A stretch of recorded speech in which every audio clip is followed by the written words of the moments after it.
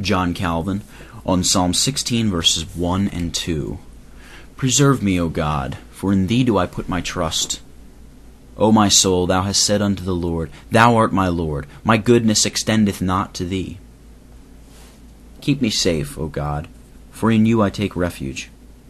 This is a prayer in which David commits himself to the protection of God. God is ready to succor all of us, provided we rely upon Him with a sure and steadfast faith, and that He takes under His protection none but those who commit themselves to Him with their whole heart. You are my Lord, my well-doing cannot extend to You.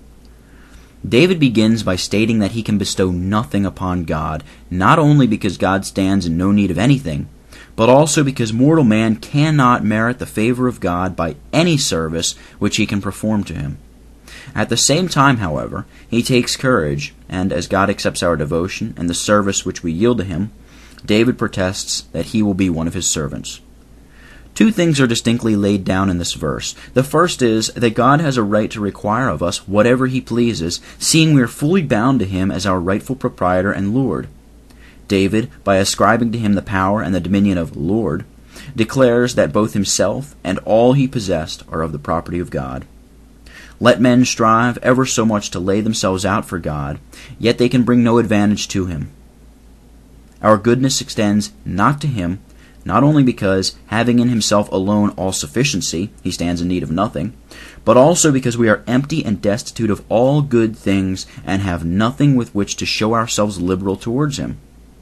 It is impossible for men, by any merits of their own, to bring God under obligation to them, so as to make Him their debtor.